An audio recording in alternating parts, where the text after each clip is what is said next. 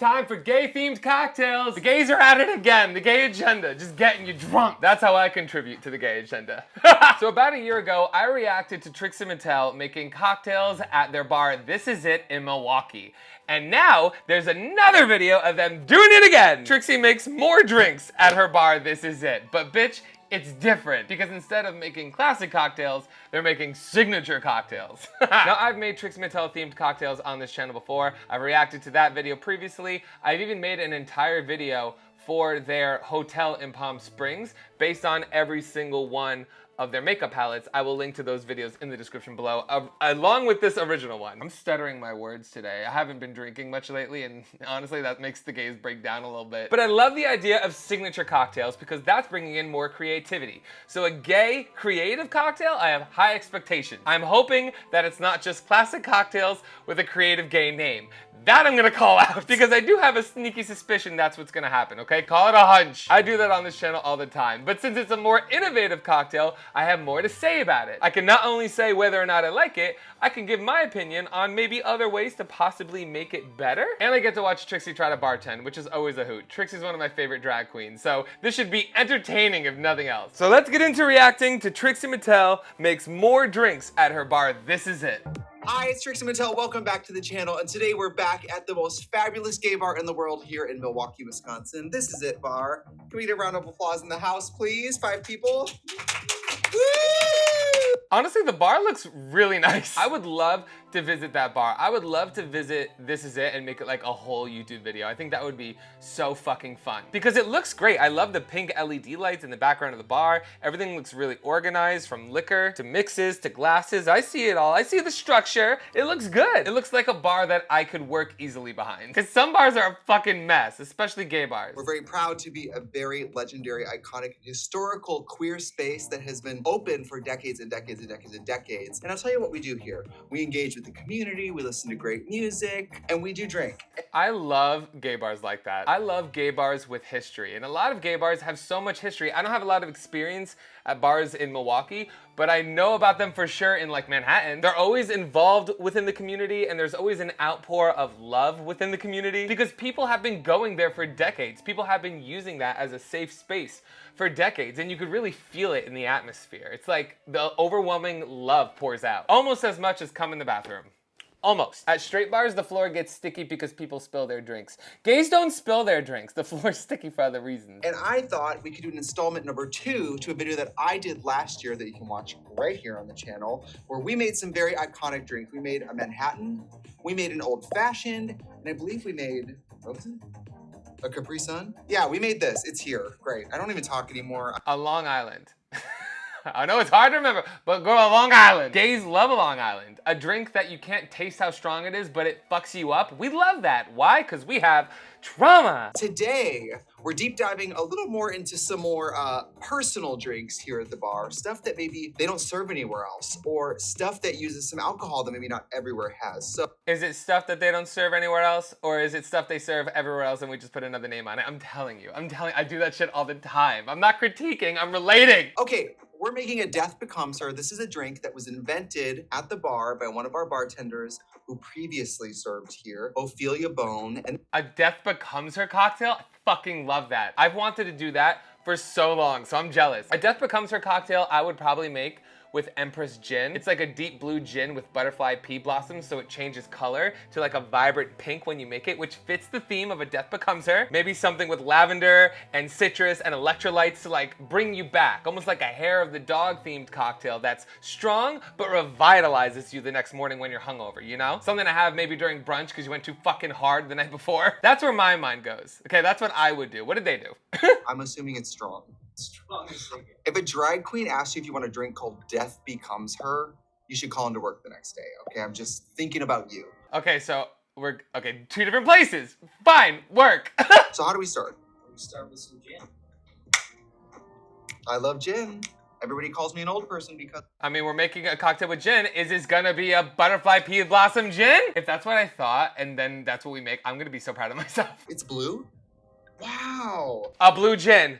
If that shit changes color, I'm gonna shit myself. Dawn breaks the sleeping monarch away. Blah, blah, blah. Let's just drink it. Girl, if it's a niche bottle, I would learn it because I'm gonna bet that it's sponsored for the bar. A lot of bars sponsor niche bottles because they get them for free by putting them in signature cocktails. So I don't know if you are, but if that bottle's sponsored, I would learn it. Otherwise, they're gonna start charging you. I'm a very confident drink maker now.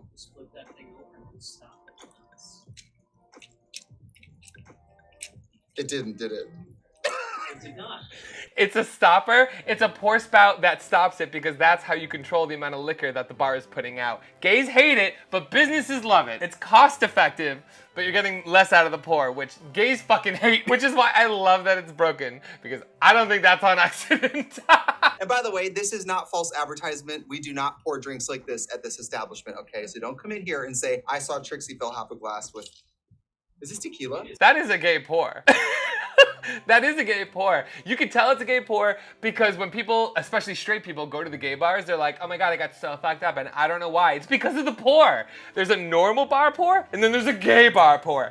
Very different pours. Is this tequila? It is tequila. You said it was gin. We just are struggling with this one. I knew it was tequila.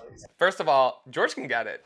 Second of all, love that it's tequila. Love that not only do we not know what the label says, we don't even know what the fuck we're pouring. God damn it. Also, me as a bartender, I don't know what's in this cocktail, but I'm gonna give it to you. You're gonna like it, and then you're not even gonna ask, okay? Just go about your day. If someone orders a tequila cocktail, though, and you put gin in it, they're gonna be able to taste that difference, so be aware. Do you see how I tried to help you? I tried to go, isn't this tequila? So everything's going really well. You know, I have... Me, I would just be like, I didn't mess up. You messed up. Everything, this is right. Oh my God, the menu must be wrong. I didn't fuck up. The menu fucked up. You know, I have jumped behind the bar like back in the day, and I would be like, I want to help make drinks. And I would only let people order a shot or a beer because I was like, I can't do anything else. And that's what we do at closing. That's what bartenders do at closing, like when it's getting close to the end of the shift and everybody's already started burning the well and doing all the side work before it closes so we don't get out of there at like 5 in the morning. At some point in the night, I just start telling everybody, shots and beer only. Don't ask for anything else. I'm not making it. Are we allowed to do that? I don't know, but I do it. One time I went to Bella Crem's house and she asked me what kind of drink I wanted, and she pulled out a bar cart with like ice and everything, and she like, in her house. That's what we do here. Why make mistakes out and about and spend all that money? I can make the same mistakes right here in the safety of my own home for free. It's tequila, okay? It's tequila. I don't have a thumb on. This is some real shit, okay? You know, there's some things you don't want drag queens to do. Imagine bartending with press-ons. I couldn't. I'm not reading it. I just don't think I possibly could. They'd fall in the drink. Imagine getting a fucking cocktail with a press-on nail in it. I would fucking lose my shit. Let's try this again. We got Butterfly Cannon Blue Tequila here. Butterfly, is it Butterfly Pea Blossom Tequila? Is it tequila that changes colors like Empress Gin? I love that. Is it gonna change colors? I'm so nervous now. Okay, good. It's all on the wrist. It's the bend and snap, really. It's on the wrist. But this is why I hate those pour spouts. It never does enough. I know it's supposed to control the amount of alcohol, but it fucks up my cocktail making because it doesn't actually put enough. Sometimes it puts too much when it doesn't work, or sometimes it stops it too early. They're honestly not worth it. Instead of wasting money on pour spouts that will block the flow of your liquor, just get bartenders that know what they're doing and that you trust. Gosling's Black Sea 80 proof Bermuda Black Rum. Did that work? No. Okay, great. There.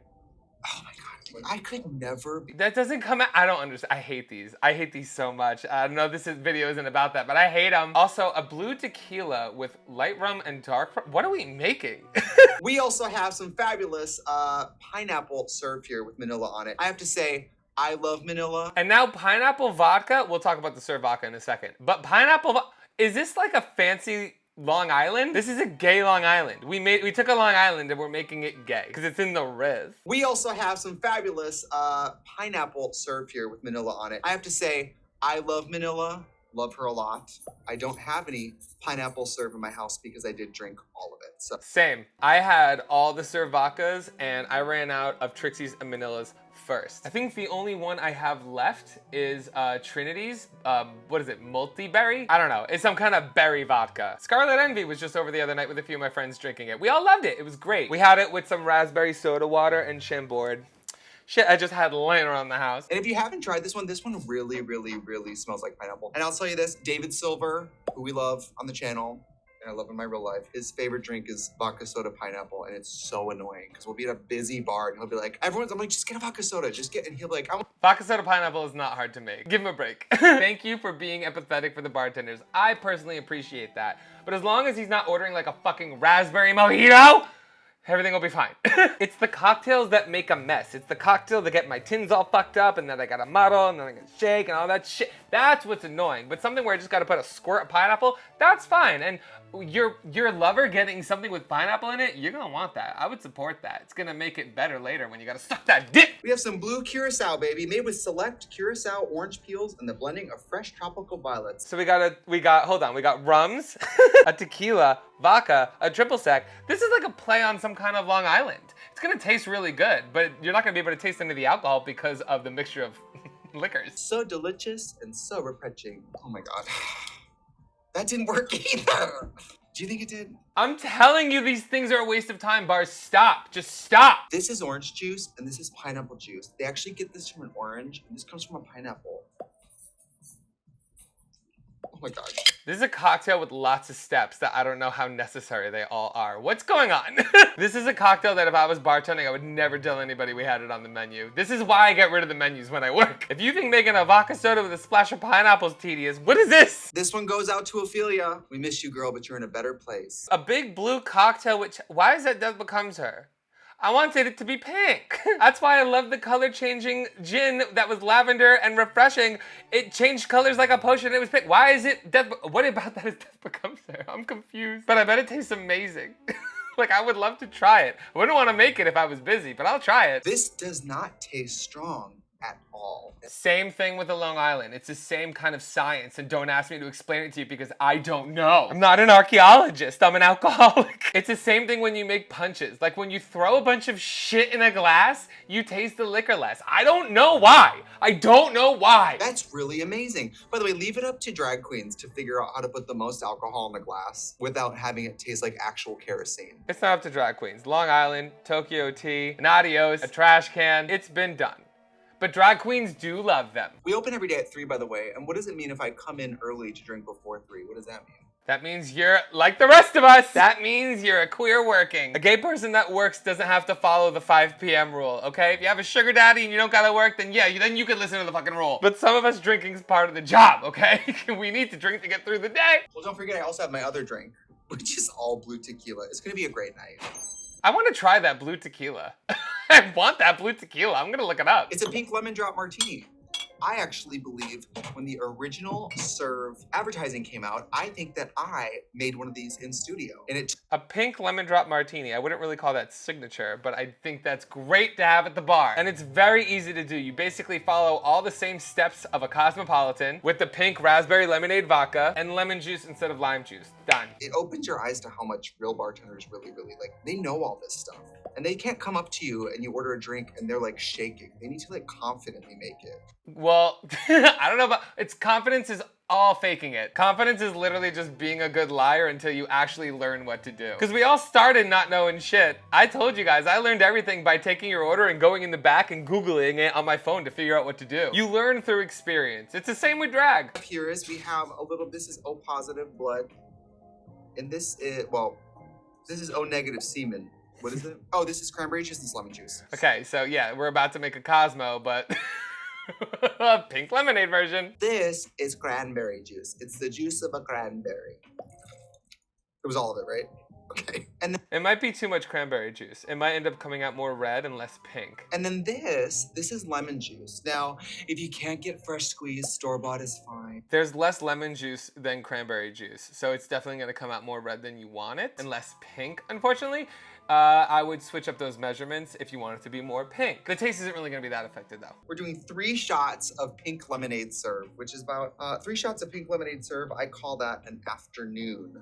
That's a pour. See, that's what I'm talking about. That's correct. I see these motherfuckers on TikTok doing like a shot and then a bunch of mixers for their martinis. Suck my dick, okay? This is how you make a fucking martini. It's all on the wrist. Like, you can't go too confident, but you can't drag your feet. See, that's another thing I hate about these stoppers. It wastes time. Just get a bartender who knows how to count. That free pour count, you need it because it makes you faster. If I had to stop to do this, I'd be fucking pissed. You know a drag queen didn't come up with this. A way to limit alcohol? No. Straight people were behind that. Absolutely. Absolutely. I love that Trixie's just as upset about it as I am. Bottle of triple sec, and it's from the delicate peels of select oranges for famous margarita and sidecar cocktail. That's all triple sec. We don't gotta read the girl, stop. It's this brand makes triple sec this way. That's how triple sec is made. So we're gonna shake it and strain it, which is one of my favorite parts. And you know, I watch a lot of Bar Rescue and they always talk about the presentation. Yes, bitch, yes! I want Bar Rescue to do a collaboration with This Is It. Not because This Is It needs help. I just think that would be hysterical. Imagine John Tafford just intimidating Trixie while they go through a stress test on Bar Rescue. That would be fucking hysterical. I'm putting it out there. I'm putting it out there in the world so that when the fuck it happens, A, I want to be there, and B, I want to take credit. And they're like, don't shake your little drinks like this. They want to see. Right? Got it. No. There's no difference from vibrating a cocktail here and vibrating a cocktail here. You can't just do that. You gotta shake it. You gotta have momentum, okay? You gotta move that shit. I know you know how to do it, okay? I know you've worked a dick before. Same thing. Giving a good hand job is not the same as grabbing it with Parkinson's, all right? Yeah, sorry, that was kind of weak. What is the difference? What was the difference there? How is this weaker than this? Move that shit! It's always like a dive bar in the middle of like Nebraska and they're trying to get them to make something really fancy and they're like making these, like someone's mom who's a bartender, hold up a drink this high and shake the shit out of it. All right. Never. They would never do that. I call that shit out all the time. Like, these bars are never trained properly on Bar Rescue, so it's setting them up to fail. If they went into a bar that knew what they were doing, they would have no fucking show, because what are they gonna critique? That is so beautiful. It's red. It's too red. Wow, it's ice cold too because I did shake the out of it. Wow. I bet you that tastes amazing. But if you want it to be a pink martini, switch up the measurements for cranberry and the citrus. Use less cranberry. There's too much cranberry in that cocktail. It's not balanced. That's all I'm gonna say about that because I think it's amazing. Let me also say, I'm not critiquing Trixie seriously. I don't expect Trixie Mattel to make the most exquisite cocktails you've ever seen. I'm just pointing it out. Isn't that gorgeous? And it's like, what kind of person do you want to be? Do you want to be somebody who takes a pull right out of a warm bottle, or do you want to be this person? Who the fuck's taking a pull out of a warm bottle at a bar? Who's doing that? And can I go there? People love that. People love that shit when you take the bottle and you pour it in their mouth. People love that shit. So don't knock it till you try it. This tastes like a Capri Sun. I mean, it's so delicious. A pink lemonade martini is absolutely delicious, and they will fuck you up because it's majority vodka, and it's hard to fuck up. Even though the Trixie kind of managed to. But you look great. Your hair's amazing, sweetie. I mean, it's so delicious. And not too sugary because it's lemony, so it's like a little more tart. It's not like, you know, right in your mouth. I do like to rim my lemon drop martinis with sugar, believe it or not, since the traditional lemon shot has sugar coating on the lemon that you chase it with. But if you don't want to do that, if you don't want it to be too sugary but still get that kind of concept, something fun that you can maybe do is get pink sugar and dip the lemon garnish in that when you put it on there, so that if you want it, then you have it as a choice, but you don't need it. And it also makes the cocktail seem more fancy and gay. All right, so I'm bringing George in because we have to talk about how hurricanes are regional. Honestly, you know, wherever you go, you're going to find a different recipe for a hurricane, old-fashioned, a Manhattan. So when we... That is true, depending on where you go. Don't ever go to a bar and say, well, they make it this way here, so the way you're making it is wrong. No, bitch, you're in my house now. Just like people cook food different in different restaurants, bartenders can sometimes make cocktails different. I'm also gonna point out that we're making a variation of a hurricane. So again, I don't know how signature and creative this is, but I'm interested to see how they make the hurricane gay. I'd call it Hurricane Kyle, because we all know a gay named Kyle. It feels very surreal, George, because this is the exact place George was standing when I was 21 and came in here for a drink the first time. And I remember he turned and he said, "Get the hell out of here." And I stayed. That's how I got hired at the Abbey. I literally walked in and sat there for hours until the manager would talk to me, and I refused to leave. I didn't have a home yet. They were like, why are you still here? I'm like, sir, I don't have a home. So I would hire me, otherwise I'm sleeping here. And it worked. We do have some compelling winter drinks here. We should do like a warm drink episode sometime. All right, I'm available and I will pay for my own flight. So we have some Rehorst gin here. Rehorst is a local celebrity alcohol. Hi, Rehorst, and we love them so much here. So I love the liquor sponsorships, and I know damn well you ain't paying for those bottles, but hell yeah, bitch, work. That's how bar businesses are run. This is not a read. This is me flexing for you, because that's how it's fucking done. The Abbey don't pay for any of those cocktails. The Abbey has 300 signature cocktails, and no one knows that. But if you look at the menu, each cocktail has a specific liquor in it. The gin cocktails don't just say gin, it's a specific brand of gin. That's because they get it all for free. And that's why it's hard to get a bartending job there, because before you can start working there, you need to take a test memorizing all the fucking cocktails, and you need to memorize each liquor brand that goes into that specific drink. It's a pain in the fucking ass, and then you never end up doing it when you work. this is light rum. It's a lot like rum, but they just don't leave in the sun as long. Facts. It's not, but I'm trying to wingman you on this bartending. I'd be behind you like, they're right. Don't ask questions, girl. Don't do that. Don't be that girl. Don't do that. I'm not worried about what's coming out of your mouth, okay? I'm more concerned about what's going in it, and I'm not just talking about the drink. Amaretto, huh? Sure. Boulene's special selection amaretto. Following an old world tradition, the taste of luscious almonds. Ooh, that actually is a good spin on a hurricane. Amaretto in it? I love that. Okay, I don't even know my phone number, so I don't know how you people do this. I'm happy you can, but when you go I don't remember shit either, but somehow I can memorize cocktails. I think it's muscle memory. I think I just remember it because I fucking do it. I can't just memorize cocktails by sitting down and hearing about them. I need to make them 900 times. And doing that every fucking Saturday is how you remember how to do it. when you go to bartending school, do they make you learn all this? Okay, I just there you go. Oh, that's the real school of bartending. Bartending school is a scam. No real big bartender went to bartending school. That shit is a scam. The only good thing about bartending school is sometimes they like help you get a job. I got hired at my first gay bar by lying and walking into every bar until they finally said yes. And all they asked me was how do you make a cosmopolitan and if I would take my shirt off. And I did. And it worked. Taking off my clothes got me hired and then got me fired on global TV. So let's talk about that. Imagine if I brought that up on Lohan Beach Club, like, I'm sorry, I was groomed to bartend this way. So at this point, we have pineapple juice, we have orange juice, and grapefruit juice, and we're doing equal of each, but we're saving a little room on the top for the 151. Is that right? I'm in bartending. Oh, there's 151 in this? That means you could set that bitch on fire. That means this shit could be flaming! During the pandemic, I had a late in life grapefruit juice awakening, and I love it so much now. Same. As I've entered my 30s, I'm obsessed with grapefruit cocktails because they're healthy for you and they're anti-inflammatory, so they make you skinny. Pineapple cocktails, grapefruit cocktails, they're anti-inflammatory and they make your stomach flat and keep you from bloating when you're drinking. A little fun tip for all my skinny legends out there. Finally, the pièce de resistance. This is Bocador. Okay, at least I'm not the only one who stutters when I make videos. I don't know if it's the Ritalin. I just started recently taking Ritalin and it's kind of affecting me weirdly. I'm able to get my work done faster, but my brain's a little smushy. Just splash it on top. Ah! Is that good? And this is like fancy.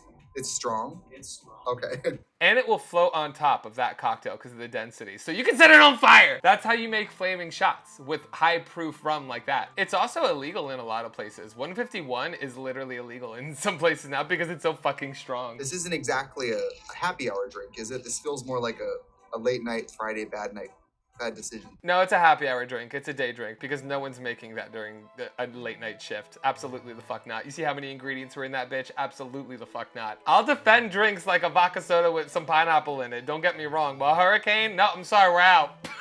The only time I ever yelled at somebody was when it was 11:30 at night on a Friday and they wanted a fucking Bloody Mary. And I literally leaned in and said, who the fuck orders a Bloody Mary on a Friday? There are no stupid orders, just stupid people. I just always feel empathy for bartenders, so I never want to order anything like complicated. then don't order that.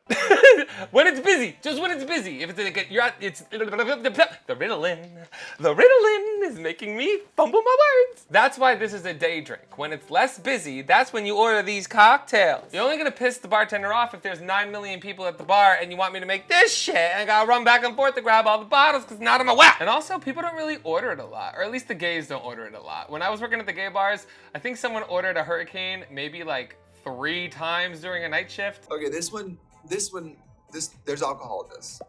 You're tasting the 151. No matter how well you mix that shit, it's gonna burn. Because you're gonna put it at the top, it's gonna sit there. Especially if you're not drinking it with a straw. If you just sip it without the straw, you're gonna get the whole shit in your mouth. It's gonna be on fire. Can I say this tastes like it has 5 alcohols in it, and I don't think that's a bad thing. It's just like, woo! It's a little bit like fresh squeezed juice, but also they siphon some of the gasoline out of your vehicle. Yes.